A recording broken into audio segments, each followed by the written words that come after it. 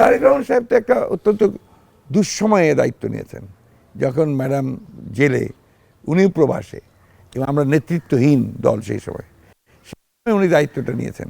উনিও নির্বাসিত, বিভিন্ন মিথ্যা মামলা থেকে জড়িয়ে তার বিরুদ্ধে অপপ্রচার করে দেশে এমন একটা অবস্থা তৈরি করা হয়েছিল যে তারেক রহমান মানেই একটা ভয়ঙ্কর কিছু। কিন্তু আমরা যেটা লক্ষ্য করলাম যে উনি কিন্তু সেগুলোর সব কাটিয়ে নিজের যোগ্যতার বলে, তার গুণে, অসাধারণ সাংগঠনিক দক্ষতা তার। স্যার, বেগম খালেদা জিয়া দীর্ঘদিন ধরে অসুস্থ, কারাগার, আপনার যেটা বলেন বন্দি অবস্থায় আছে। স্যার, আপনাদের দলের ভারপ্রাপ্ত চেয়ারম্যান তারেক রহমান এখন নেতৃত্ব দিচ্ছেন। স্যার, তারেক রহমানের নেতৃত্বের মূল্যায়নটা আপনি সংক্ষেপে কি বলবেন? তারেক রহমান সাহেব তো একটা অত্যন্ত দুঃসময়ে দায়িত্ব নিয়েছেন, যখন ম্যাডাম জেলে, উনি প্রবাসে এবং আমরা নেতৃত্বহীন দল সেই সময় উনি দায়িত্বটা নিয়েছেন। উনিও নির্বাসিত, বিভিন্ন মিথ্যা মামলা থেকে জড়িয়ে তার বিরুদ্ধে অপপ্রচার করে দেশে এমন একটা অবস্থা তৈরি করা হয়েছিল যে তারেক রহমান মানেই একটা ভয়ঙ্কর কিছু। কিন্তু আমরা যেটা লক্ষ্য করলাম যে উনি কিন্তু সেগুলোর সব কাটিয়ে নিজের যোগ্যতার বলে, তার গুণে, অসাধারণ সাংগঠনিক দক্ষতা তার, অসাধারণ। এটা আমি মাঝে মাঝে নিজেই বিস্মিত হই। তিনি অতি অল্প সময়ের মধ্যে গোটা বাংলাদেশের বিএনপিকে তিনি অর্গানাইজ করে ফেলেছেন এবং তিনি সেই ইউনিয়ন পরিষদের পর্যায় থেকে শুরু করে কেন্দ্র পর্যন্ত তিনি ইউনাইটেডলি দল ইউনাইটেড রাখছেন, কাজ করার চেষ্টা করছেন, and he is doing his best. Sir, BNP দীর্ঘদিন ক্ষমতার বাইরে স্যার, এটা অনেকেই বলছে স্যার বিএনপির ভুলের খেসারত দিচ্ছে স্যার। আসলে বিএনপির রাজনীতি কোনো প্রচারণা আছে, এটা একটা প্রচারণা হয়, এটা আপনার সরকার পক্ষ এটা করে যে বিএনপি ভুল করছে। আসলে এই পরিস্থিতি বিএনপি আর কি করতে পারতো? বিএনপি একটা লিবারেল ডেমোক্রেটিক পলিটিক্যাল পার্টি, সেই লিবারেল পলিটিক্যাল ডেমোক্রেটিক পার্টি হিসেবে বিএনপি সবই চেষ্টা করেছে।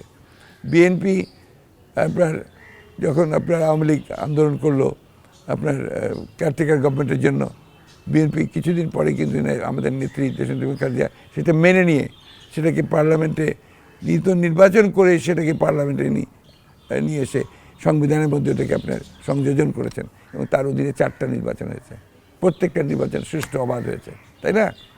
এই আওয়ামী লীগ গভর্নমেন্টে এসে তার নিজস্ব স্বার্থে, দলের স্বার্থে সে সেটাকে বাতিল করে দিয়ে দলীয় সরকার অধীনে নির্বাচন নিয়ে আসলো। সেই দলীয় সরকার অধীনে নির্বাচন আমরা মানিনি, যেটা হতে পারে না, ইট শুড কন্টিনিউ। দেশের সমস্ত বিজ্ঞ মানুষেরা, রাজনৈতিক নেত্রীরা সবাই কিন্তু ওটাকে চেয়েছিলেন, আওয়ামী লীগ সেটাকে আপনার বাদ দিয়ে দিয়েছে তাদের স্বার্থে। যার ফলে কী হয়েছে, নির্বাচন ব্যবস্থাটাই ধ্বংস হয়ে গেছে। 2014 সালে যে নির্বাচন বর্জন দেশনেত্রী খালেদা জিয়া করেছিলেন, সঠিক সিদ্ধান্ত ছিল এবং আপনারা দেখেছেন যে সে সময় কীরকম মানুষের একটা প্রচণ্ড রকমের সমর্থন ছিল। তারা বিভিন্ন কৌশলে, রাষ্ট্রযন্ত্র যখন নিয়ন্ত্রণে থাকে তখন অনেক দমননীতি করা যায়, সে দমননীতি করে তারা সেদিনও সেই নির্বাচনটাকে জোর করে একতরফা আপনার 154 জনকে ইলেক্টেড ঘোষণা করে তারা নিয়ে গেছে। পরবর্তীকালে আমরা কিন্তু নির্বাচনে গেছি একসাথে, সেই নির্বাচনের ফলাফল কী হয়েছে এটা প্রমাণ করেছে যে দলীয় সরকারের অধীনে নির্বাচনে কোনো লাভ হয় না। এবং বিশেষ করে বাংলাদেশের প্রেক্ষিতে, বাংলাদেশের প্রেক্ষাপটে যে পলিটিক্যাল কালচার, যেটা এখানে একটা নির্বাচনকারী নিরপেক্ষ সরকার দরকার, যেটা হলে একটা সুষ্ঠু অবাধ নির্বাচন হবে, সেটাই হয়েছে। আমরা পরবর্তীকালে এখন যে সিদ্ধান্তে আমরা নির্বাচনে যাইনি, এটা অনেকে অনেক রকম সমালোচনা করছেন। নির্বাচনে যাব কীভাবে? আমরা তো দেখছি যে আস্তে আস্তে নির্বাচন কমিশনকে তারা দলীয়করণ করে ফেলেছে, বিচার বিভাগকে দলীয়করণ করে ফেলেছে, গোটা রাষ্ট্রযন্ত্রকে ব্যবহার করছে ক্ষমতা যাওয়ার জন্য। সেই অবস্থায় এটাকে বর্জন করা ছাড়া আর তো কোনো উপায় ছিল না। আমরা বলেছি যে আমরা নির্বাচন করতে চাই, তা আমরা একটা নিরপেক্ষ নির্বাচনের ব্যবস্থা করে আমরা অবশ্যই যাব, কিন্তু সেই সুযোগ তারা দেয়নি।